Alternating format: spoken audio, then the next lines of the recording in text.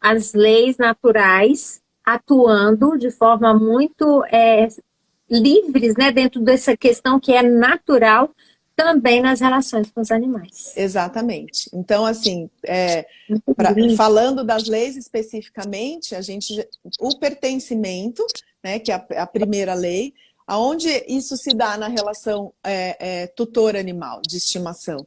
Os animais, assim como nós, eles precisam pertencer. É uma necessidade de sobrevivência. E o que vem acontecendo, né, nesses últimos 30, 40 anos, onde os animais saem do fundo do quintal, onde eles tinham uma vida mais livre, eles tinham oportunidade de expressar mais comportamentos biológicos dos animais. Então, eles entram para dentro de casa, eles fazem essa migração, e ali a gente vai humanizando, e de forma inconsciente, com a melhor das intenções. Mas eles vão perdendo essa capacidade de poder se expressar naturalmente, né? Cavar, roer, comer, caçar passarinho e estar lá naquele ambiente de quintal, uma coisa mais livre, né? Para ficar mais com a gente no sofá, em cima da cama. E eles vão perdendo esse senso de pertencimento. E aí existe um emaranhamento ali, porque quando eles não pertencem ao seu sistema de origem, quando a gente não considera que esse animal tem uma história pretérita, né, que ele tem pai e mãe biológicos, que ele tem o seu sistema, o seu campo de informações ali da sua própria espécie, ele passa a fazer espelhamentos, por exemplo, nossos de comportamentos, de doenças, para pertencer. Então, se ele não sente pertencente aqui à origem, ele faz algo para pertencer ao nosso sistema. Tá? E isso a gente percebe com bastante frequência. Isso em relação, então, à primeira lei, que é a lei do pertencimento. Muito incrível isso, hein? Maravilhoso. E da lei da ordem? E aí, a lei da ordem, os animais têm precedência sobre o homem na Terra. Os animais chegam no planeta Terra, né? O lobo cinzento, que é o ancestral primitivo do cachorro. Tinha uma emoção quando você falou isso, Isabela? Sim. Então, eles chegam antes. O Homo sapiens sapiens, que é a nossa espécie, ele chega no planeta Terra há 120 mil anos.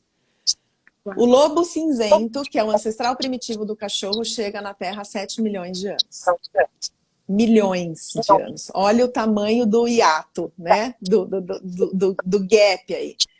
Né? O felino selvagem, que é o ancestral primitivo do gato, chega também a 7 milhões de anos. Então, nós chegamos muito depois deles na Terra.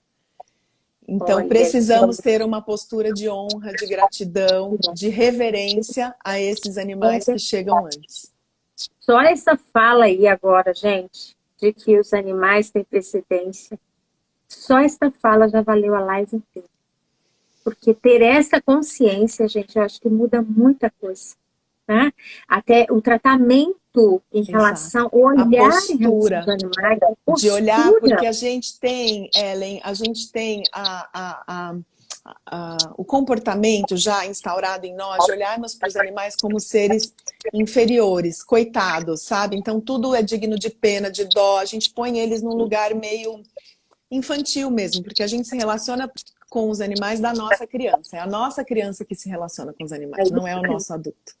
Né? Então a gente coloca eles nesse lugar de coitados e tudo. E quando a gente presta atenção nessa precedência, né? Quando a gente se dá conta, traz para a consciência essa precedência, a gente fala, uau, eles têm muito mais força do que a gente imagina. Porque eles chegaram antes, eles vivem todos os desafios da vida muito antes da gente, muito antes de chegar à medicina, muito antes de chegar aos remédios.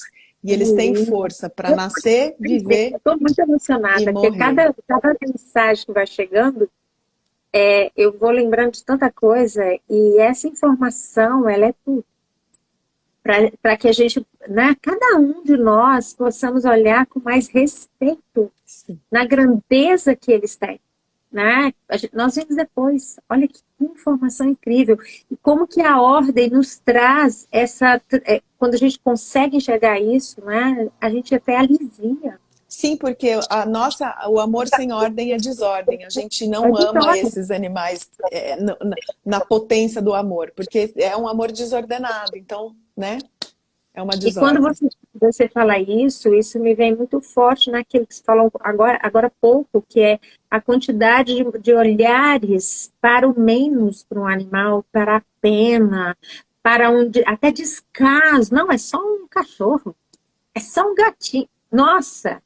E É, aí você compreender isso e essa ordem muda tudo, porque a gente vê muito essas posturas, né? sim, sim. Uhum. Então, muda a forma com que a gente olha para a força dele, inclusive de lidar com os desafios da vida, né? Assim como o Bert diz que existem destinos difíceis para as pessoas, existem destinos difíceis para os animais também. E a gente precisa suportar isso. E ter um olhar para eles de dignidade, de força, e não de pena, porque quem está dentro da visão sistêmica sabe que quando a gente olha com dó, com pena para um indivíduo, seja ele uma pessoa, e nesse caso, ou um animal, A gente a está gente tirando tira a força, né? força. Precisa olhar realmente para a força que tem esse animal, né? E em relação ao equilíbrio? E aí, em relação a equilíbrio, então nós e os animais, nós somos iguais. Iguais. A relação com os animais é uma relação como se fosse uma relação de trabalho, entre aspas, onde eu e você somos iguais, mas existe uma hierarquia de função, ok? Então, é uma relação entre iguais. Homem não é maior e menor, não existe isso. Então, somos iguais, mas existe uma hierarquia de função. Então, por nós temos a função de tutelar estes animais, de cuidar, né, de prover alimento, cuidado veterinário, abrigo, enfim, os cuidados mínimos necessários. A gente tem essa hierarquia de função. Então, só por isso a gente está, por conta da função, um pouquinho acima hierarquicamente, mas entre iguais. É uma troca. Os animais chegam na nossa vida para nos trazer algo e nós estamos na vida deles para também levar algo para eles.